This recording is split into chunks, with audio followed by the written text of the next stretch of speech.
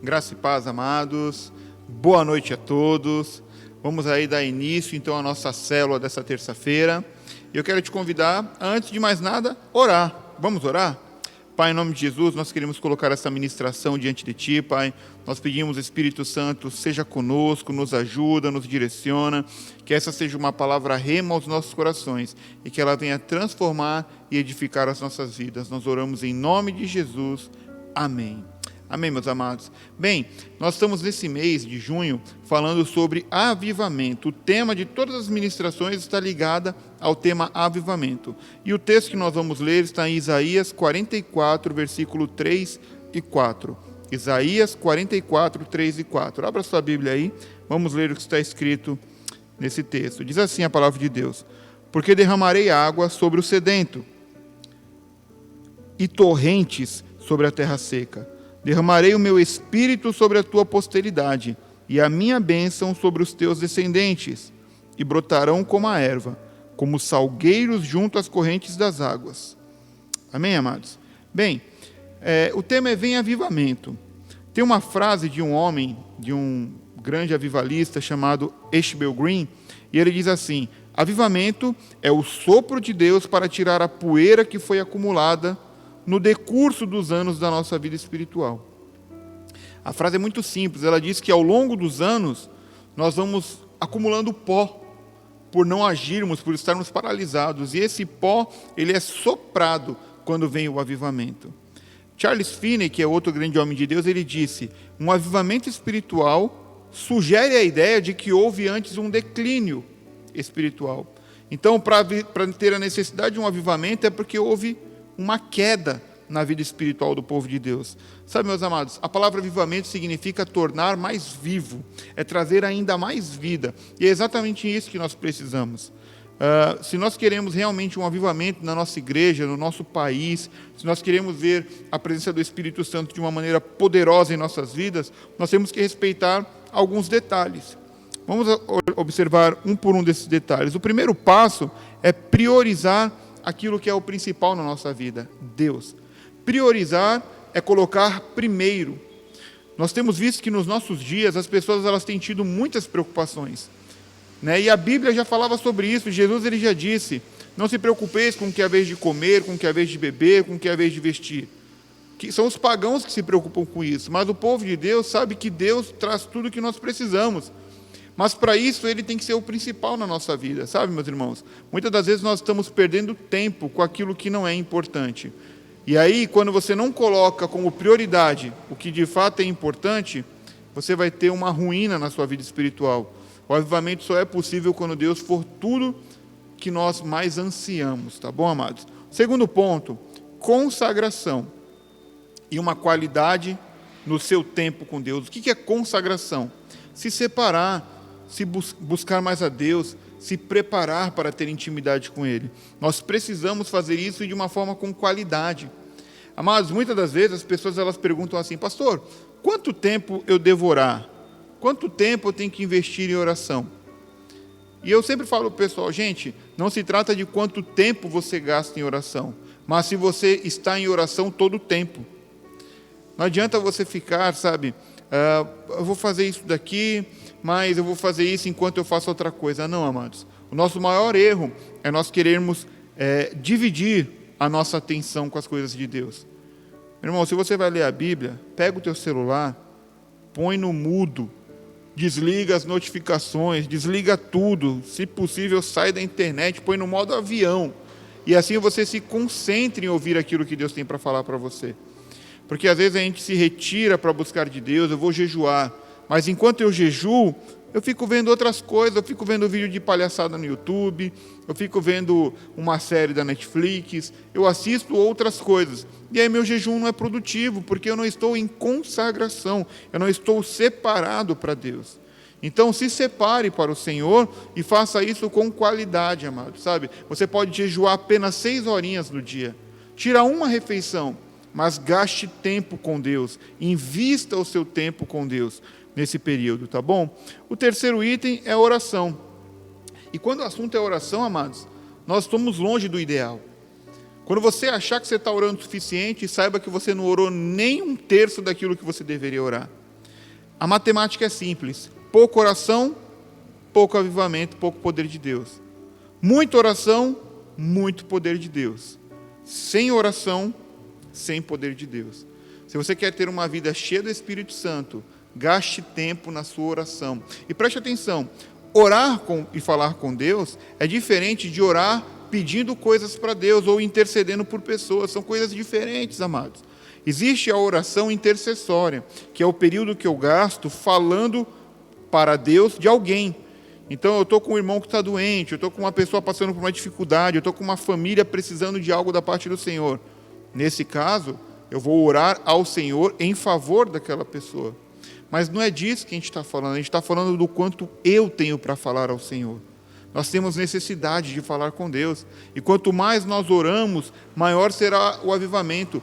Não existe na história nada que tenha acontecido da parte do Senhor sem antes ter tido um período de oração.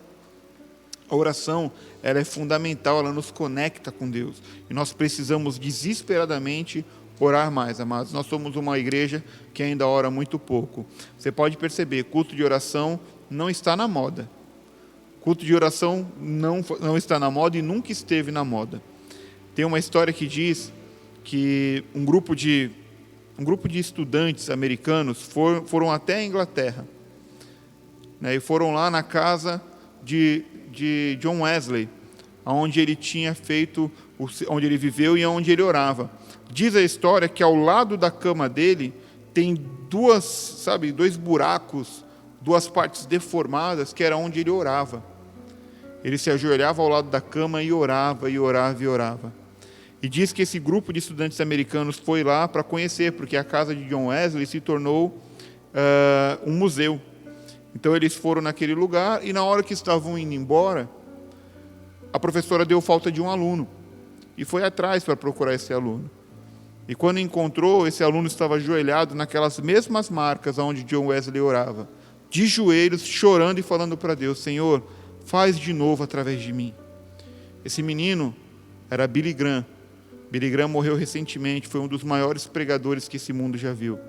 Tudo porque ele orou ao Senhor pedindo para que Deus fizesse através dele as mesmas obras que ele tinha feito através da vida de John Wesley.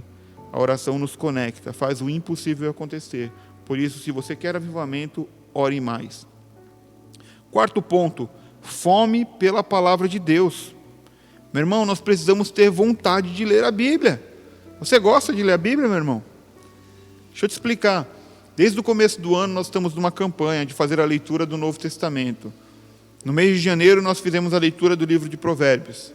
1 capítulo por dia. Meu irmão, 1 capítulo por dia não é nada. Você não gasta nem 10 minutos com 1 capítulo por dia.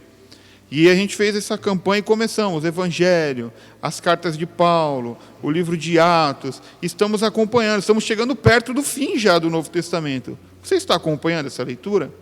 É importante que você acompanhe, meu irmão, porque a leitura da palavra de Deus me dá conhecimento de quem é Deus. Eu só vou entender quem é o Deus da Bíblia se eu ler a Bíblia. Eu preciso ter fome da palavra de Deus. Meu irmão, da mesma forma que você acorda e parece que não funciona enquanto não toma o teu café, você é assim? Eu sou assim. Eu acordo de manhã, se eu não tomar o meu café, parece que o dia não começou. Deus precisa ser o seu café. A palavra de Deus precisa ser o seu café. Tem que ser a tua porção inicial para que o seu dia comece. Seu dia não vai funcionar enquanto você não tiver recebido a tua porção do alimento. Né? Por isso que Jesus fala, o pão nosso de cada dia. Todo dia eu tenho que comer. Todo dia eu tenho que fazer leitura da palavra de Deus. Quinto ponto para que haja um grande avivamento: mudança de comportamento. As minhas atitudes precisam ser transformadas. Por isso a Bíblia diz, aquele que roubava, não roube mais. O que mentia, não minta mais. Alguma coisa tem que mudar em nós, amados. Nós não podemos usar a desculpa de que somos assim mesmo. Sabe? Ah, não, mas eu sou bocudo, eu falo mesmo. Olha, eu não tenho papas na língua. Como se isso fosse uma qualidade. Isso não é uma qualidade. Isso é um defeito. Porque se você empregar da forma errada, você não vai ser uma pessoa que fala a verdade. Você só vai ser uma pessoa chata. Simplesmente alguém chato. Uma pessoa desbocada. Não. Quando Deus ele vem na nossa vida, quando o Espírito Santo entra dentro de nós, ele transforma de dentro para fora. E os nossos comportamentos precisam ser diferentes. Antigamente a gente identificava o crente de longe, né? Era o glória a Deus, é o aleluia, é o Bíblia. Olha lá o cabelão, é o terninho, é o gravata.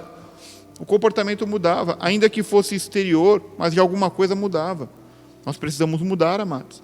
Não aceite ser quem você é. O Espírito Santo nunca vai ter espaço dentro de você se você não se livrar das coisas velhas. É preciso pôr para fora aquilo que é velho. Assim o novo de Deus pode acontecer na sua vida. Amém, meu irmão? Sexto, fé. A fé é uma certeza, amados. É uma certeza daquilo que Deus prometeu e daquilo que nós já cremos que Ele vai fazer. A dúvida é o oposto. E a dúvida gera o medo. E o medo nos afasta de Deus. E a Bíblia diz que o amor de Deus, o verdadeiro amor, lança fora todo medo. Se eu estou vivendo um período de medo, um período de covardia, a minha fé vai falhar. Por isso, meu irmão, tenha fé, creia no Senhor. Não adianta eu dizer que eu confio em Deus, mas a minha maneira de pensar, as minhas atitudes provam o contrário. Então, haja com sabedoria, tema ao Senhor, tenha fé. Sétimo item, confissão. Meu irmão, é preciso confessar pecado. Pois é, muitas das vezes a gente comete o pecado, a gente não fala para ninguém, quieto, não fala para ninguém. Só que a gente precisa, primeiro, falar com Deus, confessar ao Senhor. Pecado tem nome, meu irmão. Não dá para pecar no atacado, né? Ou melhor, pecar no varejo e pedir perdão no atacado. Senhor, perdoa os meus pecados. Eu imagino o Espírito Santo falando, pegando uma lista assim, quais? Só de hoje eu tenho pelo menos uns 15. Você precisa pedir perdão pelos seus pecados, confessar a Deus. E a Bíblia também diz que, dependendo do que a gente faz, nós temos que confessar a alguém. Porque se o teu pecado lesou uma pessoa, você precisa pedir perdão para aquela pessoa. Senão, não há reparação, e é necessário que haja reparação. É necessário que haja retratação. Então, confesse os seus pecados. A Bíblia diz que, enquanto calei os meus pecados, os meus ossos se secaram. Meu irmão, que triste, imagina o que é um osso seco. É isso que a Bíblia está falando. Se eu não confessar o meu pecado, os meus ossos se secam. Então, confesse, meu irmão. Se você feriu alguém, vá até essa pessoa e peça perdão. Mas é a pessoa que fez contra mim, não importa. O que está em jogo aqui não é a sua reputação, o que está em jogo é a reputação da palavra de Deus. Então, confesse o seu pecado. E por último, pastores realmente comprometidos com a santificação. Se nós que somos os líderes não estivermos buscando uma vida de santidade, dificilmente o avivamento virá. Nós, pastores, líderes, supervisores, nós estamos lutando para viver uma vida santa, para agradar a Deus, uma vida separada. Só que o que nós fazemos precisa de alguma forma refletir na sua vida. Você precisa se sentir motivado, encorajado, inspirado para seguir os nossos passos. Não porque nós somos melhores, de maneira alguma, amado. Não porque nós não pecamos, não, nós pecamos, nós falhamos, mas que a nossa vida seja um exemplo para vocês. O teu líder de célula, ele é um exemplo para você? Você precisa olhar para ele com carinho, falar, não, calma aí, esse camarada, essa moça, ela me inspira a ser melhor. Então, se o teu líder, ele te inspira, meu irmão, confie nele. Peça para ele, me ajude em oração, como eu posso fazer para ser mais santo? Porque se isso acontecer, será derramado sobre nossas vidas o avivamento. Eu quero esse fogo de Deus na minha vida, você também quer? Você quer que o fogo do Espírito Santo queime em você, até não sobrar nada de você mesmo, e você seja um reflexo da glória de Deus? Então comece a fazer essas coisas. Busque intimidade com Deus, se santifique, leia a Bíblia, ore, priorize Deus, se consagre, tenha fé, mude o seu comportamento, confesse o seu pecado e tenha compromisso com a santidade. Se você fizer essas coisas, a sua vida vai ser transformada, o fogo do Espírito cairá sobre a igreja, cairá sobre a tua célula e o nosso Brasil vai ser transformado. Amém, meus amados? Deus te abençoe em nome de Jesus, um forte abraço, tudo de bom.